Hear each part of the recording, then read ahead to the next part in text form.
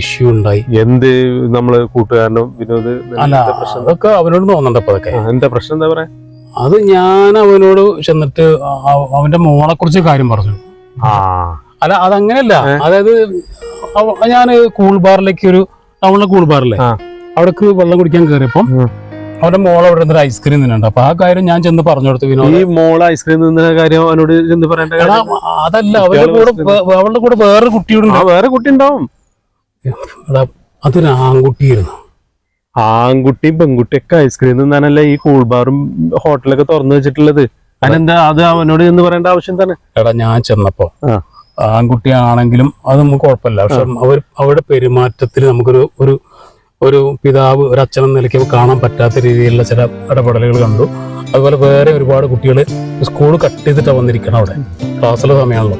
അപ്പൊ നമുക്ക് അവിടെ ചെന്നപ്പോ നമ്മളെ ഒരു മൈൻഡ് ചെയ്യണമെന്നില്ല. അവര് വേറെന്തോ ലോകത്ത്, അവര് നമ്മൾ പറയാൻ പാടില്ലാത്ത ഒരച്ഛന്മാര് കാണാൻ പറ്റാത്ത രീതിയിലുള്ള കാഴ്ചകളോടെ കണ്ടപ്പോ എനിക്ക് ഭയങ്കര സങ്കടമായിപ്പോയി. സന്തോഷേ. അപ്പൊ ഞാനത് വിനോദിനടുത്ത് ചെന്ന് പറഞ്ഞു. വിനോദ് വന്ന് പറഞ്ഞു, എന്റെ മോൾ ഐസ്ക്രീം നിന്നെ കണ്ടടാ ചെയ്തു, അത് നോക്കാൻ നീ ആരടാ, അത് നോക്കാൻ അച്ഛനെ ഞാനുണ്ടോ അവിടെ. അവനെന്ത് ചെയ്തു, എടാ വന്നിട്ട് ഒറ്റയടി ഒരു കാര്യം മനസ്സിലാക്കി. നീയേ ഈ കാലഘട്ടത്തിലല്ലേ ജീവിക്കണേ? ഇപ്പത്തെ കുട്ടികള് ഐസ്ക്രീം തിന്നും, കെട്ടിപ്പിടിക്കും, ബൈക്കിൽ യാത്ര ചെയ്യും, പാർക്ക് പോവും. ഇതൊക്കെ അച്ഛനമ്മമാരോടൊക്കെ ചെന്ന് പറയാൻ നിന്ന് കഴിഞ്ഞാൽ അതിന് സമയം ഉണ്ടാവും. എടാ നമ്മുടെ അച്ഛനല്ലേ, ഈ അച്ഛനല്ലേ? ഞാൻ അച്ഛനാണ്, നീ അച്ഛനാണ്. പക്ഷെ നമുക്ക് മക്കളുണ്ട്. പക്ഷെ എന്താ ചെയ്യാ, ന്യൂ ജനറേഷൻ അല്ലേ? New generation. എടാ ന്യൂ ജനറേഷൻ ആയിട്ടാണ് നമ്മളെല്ലാരും വന്നിട്ടുള്ളത്. നമ്മളൊന്നും മുതിർന്നവരെ ബഹുമാനിക്കേണ്ടെന്ന് പറഞ്ഞിട്ടില്ല, അച്ഛന്മാർ പറഞ്ഞു കേൾക്കണ്ടെന്ന് പറഞ്ഞിട്ടില്ല. അതൊക്കെ ചെയ്യണം. ക്ലാസ് കട്ട് ചെയ്ത് കഴിഞ്ഞാലും ഒരു സ്റ്റുഡൻറ്റിനൊപ്പം ഒന്നിച്ച് സംസാരിക്കണതോ കൂട്ടുകാരോട് കൂടെ നടക്കുന്നതോ അതൊക്കെ ഒരു കുറച്ചൊരു സഭ്യമായ രീതിയിലാണെങ്കിൽ നമുക്ക് നല്ല കാണുന്നവർക്കൊരു ഇതുണ്ടാവില്ലടാ. സന്തോഷേ, അവര് അച്ഛനമ്മമാരായിട്ട് മാറണം. അവരെ മക്കള് ഇതുപോലെ കാര്യങ്ങൾ ചെയ്യണം. അപ്പോഴേ അവർക്ക് തിരിച്ചറിവ് ഉണ്ടാവും.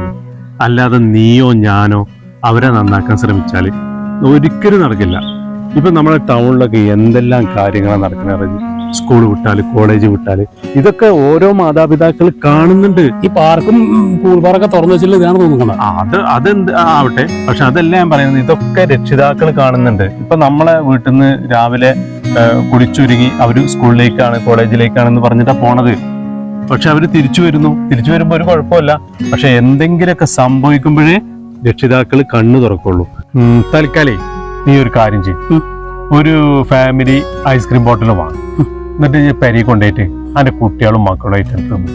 എന്നാ പിന്നെ വേറൊരു ഐസ്ക്രീം തേടിയിട്ടാണ് പോകില്ല.